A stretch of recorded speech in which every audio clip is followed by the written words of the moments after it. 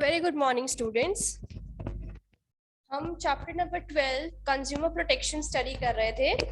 उसमें हम लोगों ने इंट्रोडक्शन पोर्शन कंप्लीट कर दिया था और हमारे लास्ट वीडियो लेक्चर में हमने कंज्यूमर्स के कुछ राइट्स स्टडी किए थे। आज हम कंज्यूमर रिस्पॉन्सिबिलिटीज और ways and means of consumer protection study करेंगे। देखिए, बीइंग अ कंज्यूमर हमारी भी कुछ रिस्पॉन्सिबिलिटीज होती है। राइट्स जो है वो डिफरेंट होते हैं और रिस्पॉन्सिबिलिटीज डिफरेंट होती हैं।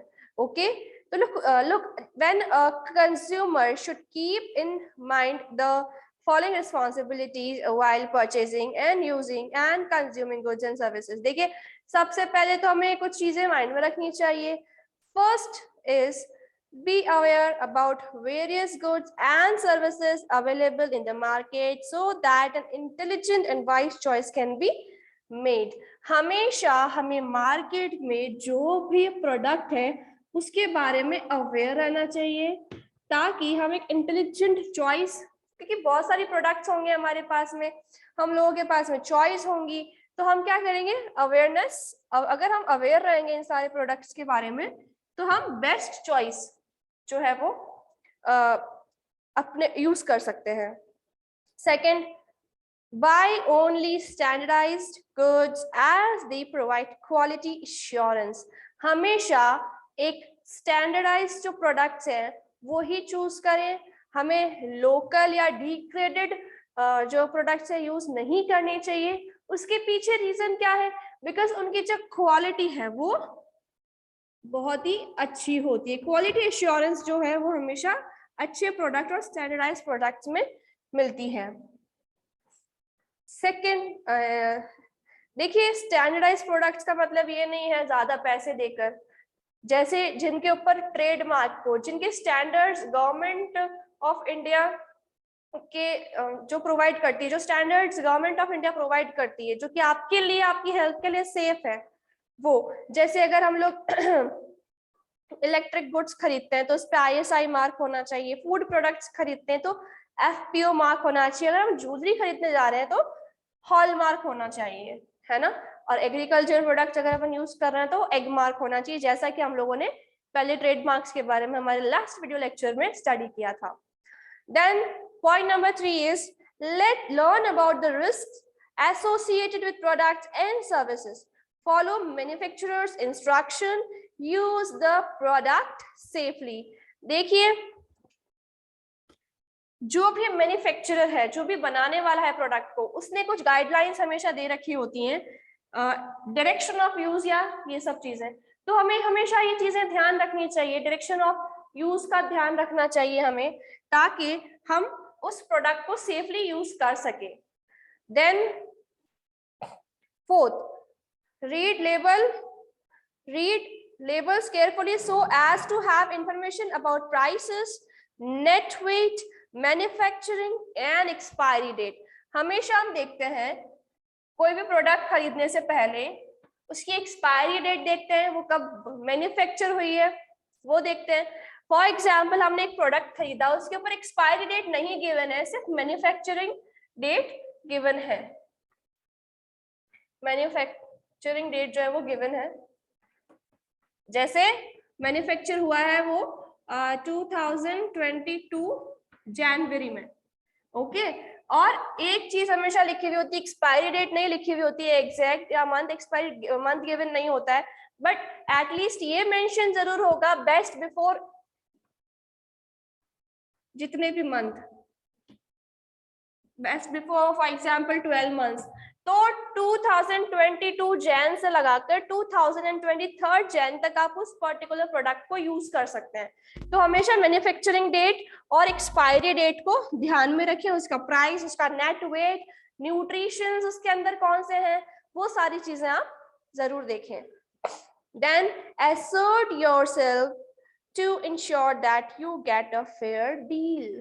हमेशा ये ध्यान रखें कि आप जो भी प्रोडक्ट परचेज करने मार्केट में जा रहे हैं, आपके साथ कोई भी माल प्रैक्टिस ना हो, आपकी जो डील हो वो फेयरली क्लोज हो।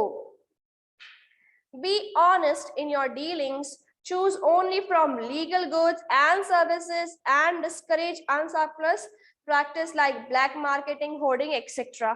देखिए ब्लैक मार्केटिंग का क्या समझते हैं, मतलब जिसे हम आम भाषा में कहते हैं 2 नंबर का माल, बिना बिल का माल, है ना, ये सारी चीजें इसी का ही नाम है, तो वही होगा ब्लैक मार्केटिंग। तो हमेशा लीगल वे से हम हमारा प्रोडक्ट जो परचेज करें, कोई भी तरीके की ब्लैक मार्केटिंग जैसी चीजों में ना ही फंसे। Then ask for a cash memo और परचेज ऑफ गुड्स और services, this would serve as a proof of the purchase made. जब भी आप कोई भी प्रोडक्ट या सर्विसेज लेते हैं, चाहे आप पेट्रोल पंप से पेट्रोल ही क्यों ना डलवा रहे हैं अपनी गाड़ी पे, हमेशा उनसे एक कैश मेमो बिल जरूर लें। उससे ये पता चलेगा कि आप परचेज जब हुई है, गॉट इट। इससे लीगली यानी उनके पास में एक रिकॉर्ड रहेगा, एक बिल रहेगा, नहीं तो फिर वो लीगली भी आप कह नहीं सकते हो, क्या पता वो शो करे या नहीं करे, है ना। Then file a complaint in an appropriate consumer forum in case of shortcoming in the quality of goods purchased or services availed. Do not fail to take an action even when the amount involved is small. In case कभी भी आपके साथ में कोई भी इंसान exploitation करे, consumer exploitation हो, तो ये बात जरूर ध्यान रखें कि आप प्रॉपर कंज्यूमर फोरम में उसकी कंप्लेंट फाइल करवाएं। आप ये ना सोचें कि सिर्फ 10 रुपए की चीज के लिए मैं इतना क्यों परेशान हो जाऊं, या फिर इतना ही तो पैसा है, it's okay let it be, ऐसा ना सोचें। आप हमेशा कोई भी प्रॉब्लम होने, कोई भी कंज्यूमर एक्सप्लॉयटेशन अगर होता है आपके साथ, चाहे वो छोटा हो चाहे वो बड़ा हो, आप जरूर कंज्यूमर फोरम में कंप्लेंट फाइल करें। इससे आपको भी फायदा होगा और वो पर्टिकुलर प्रोडक्ट यूज कर रहे हैं, हो सकता है दूसरे लोगों को भी नुकसान हो और वो भी शायद बच जाए आपके एक छोटे से इनिशिएट लेने की वजह से। तो इनडायरेक्टली आप बहुत अच्छे मतलब भलाई का काम कर दोगे उस टाइम पे। 9, form consumer societies which would play an active part in educating consumer and safeguarding their interest. जैसे कंज्यूमर ऑर्गेनाइजेशंस होती है, वैसे ही सोसाइटी, कंज्यूमर सोसाइटीज ही बनाए और लोगों को इन सारी चीजों के बारे में अवेयर करें। Respect the environment, avoid waste, littering and contributing to pollution. देखिए एज अ कंज्यूमर आपकी एक रिस्पॉन्सिबिलिटी, सबसे बड़ी रिस्पॉन्सिबिलिटी वो है कि आप एनवायरनमेंट का भी ध्यान रखें। आप ऐसी चीजों में एंगेज ना हो जाएं, कंज्यूमर बनते बनते आप ऐसी चीजों में एंगेज ना हो जाएं जो कि एनवायरनमेंट को पोल्यूट कर रही है, या फिर कुछ मतलब जो वेस्ट हो रहा है, जैसे प्लास्टिक यूज ना करें आप, यूज ऑलवेज यूज यानी if you are using straw, use paper straw, don't use plastic bottle, and if you are using plastic bottle just recycle it, okay, बार बार उसे यूज करें। पॉलिथीन्स यूज करना avoid करें, paper bags use करें या cloth bag use करें, plastic bags use ना करें। ये कुछ चीजें हैं जो कंज्यूमर की रिस्पॉन्सिबिलिटी होनी चाहिए। अवेयरनेस, क्वालिटी, सेफ्टी, लीगल तरीके से जाएं, बिल जरूर मांगे, कंज्यूमर ऑर्गेनाइजेशन फॉर्म करें। अगर आपके साथ एक्सप्लॉयटेशन होता है तो आप बिल्कुल बेशक कंप्लेन करें, और सबसे बड़ा क्या होगा आपका रिस्पॉन्सिबिलिटी कि आप एनवायरनमेंट का ध्यान रखें। Got it? समझ आया? ये कुछ कंज्यूमर रिस्पॉन्सिबिलिटीज थी। अब हम आते हैं ways and means of consumer protection. Look, there are 5 ways and means of consumer protection.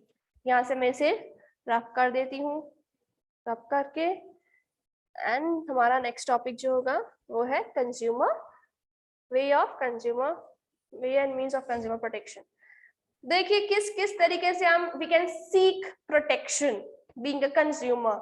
सबसे पहला तरीका है, अगर हमको एक्सप्लॉइट किया गया है या हो गए हैं तो सेल्फ रेगुलेशन बाय बिजनेस।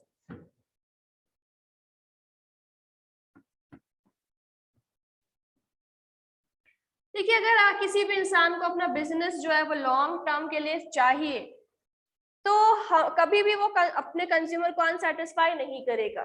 तो अगर फॉर एग्जांपल मैं कोई प्रोडक्ट मैंने परचेज किया और बाय मिस्टेक या इंटेंशनली कुछ भी कहते हैं वो प्रोडक्ट जो है वो डैमेज्ड है, ओके, तो मैं सबसे पहले तो उस शॉपकीपर के पास ही जाऊंगी या बिजनेस पर्सन के पास ही जाऊंगी कि आपका प्रोडक्ट जो है वो डिफॉल्ट है, मतलब उसमें फॉल्ट है उसमें। तो सबसे पहले काम क्या होगा उसका कि वो उसको रिएड्रेस करके दे। अगर वो रिएड्रेस नहीं करता है तो फिर कंप्लेन करना और वो अलग बात हो जाती है। पर सबसे पहले तो हम लोग उनके पास ही जाके रिएड्रेसल सीख करेंगे ना, और अगर वो कर देता है तो वेल एंड गुड है, कोई प्रॉब्लम ही नहीं है, चाहे वो रिटर्न करे चाहे वो एक्सचेंज करे कुछ भी करे। तो सबसे पहला जो पॉइंट है ये कंज्यूमर प्रोटेक्शन जो है वो सेल्फ रेगुलेशन बाय बिजनेस। अगर एक पर्सन को लॉन्ग टर्म में अपना बिजनेस चलाना है तो वो क्या करेगा, पहले ही जो कस्टमर की जो प्रॉब्लम है वो रिड्रेस कर देगा। सेकंड जो है वो है बिजनेस एसोसिएशन। देखिए हमारे इंडिया में बहुत सारे बिजनेस एसोसिएशन है जहाँ पे जाके हम लोग सीख कर सकते हैं प्रोटेक्शन, जो कि है FICCI यानी federation of Indian chamber of commerce of India, और दूसरी है CII मतलब confederation of Indian industries. Okay, second कौन सी हो जाएगी, business association.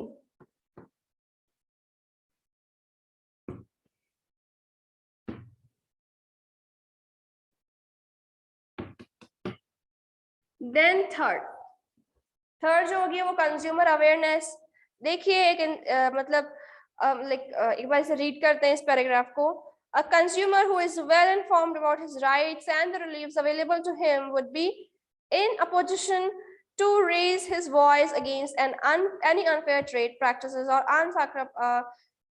plus exploitation. In addition to this, an understanding of responsibility would also enable a consumer to safeguard his interests.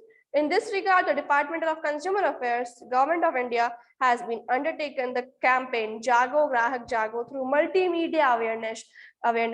देखिए एक advertisement आया करता था जागो ग्राहक जागो, उसके अंदर गोल्ड का भी आता था, हॉलमार्क से रिलेटेड एगमार्क का भी आता था और भी दूसरे प्रोडक्ट्स का आता था।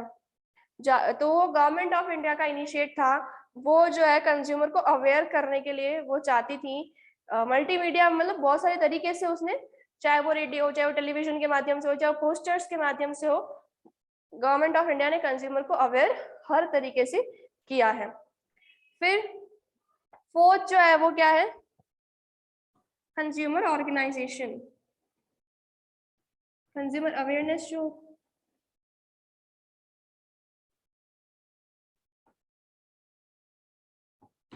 देन कंज्यूमर ऑर्गेनाइजेशन यानी बहुत सारे एनजीओज ने और बहुत सारी और भी काफी सारे एसोसिएशंस बना रखे हैं जो कि कंज्यूमर के राइट्स के इंटरेस्ट को प्रोटेक्ट और प्रमोट करते हैं।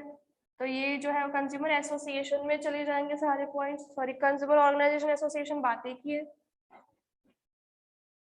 कुछ कंज्यूमर ऑर्गेनाइजेशंस और एसोसिएशंस और एनजीओज के नाम आपको आगे चैप्टर में दिए गए हैं। फिफ्थ जो है वो गवर्नमेंट आएगा। आखिर में सबसे थक हार के अगर कुछ भी ना होता है तो गवर्नमेंट जो है वो हमारा काम आसान कर सकती है। एज यू पीपल नो, सबसे पहले हम लोग कंज्यूमर कोर्ट में जाएंगे, डिस्ट्रिक्ट फोरम में, वहां पे अगर सुनवाई नहीं होती तो हम स्टेट कमीशन में जाएंगे यानी हाई कोर्ट में, हर एक राज्य का एक ही होता है। और अगर वहां पर भी नहीं होते और हम वहां पे सेटिस्फाई नहीं हुए तो हम कहाँ जाएंगे, नेशनल कमीशन मतलब सुप्रीम कोर्ट में जाएंगे। ठीक है, वही तो सब करता धरता है।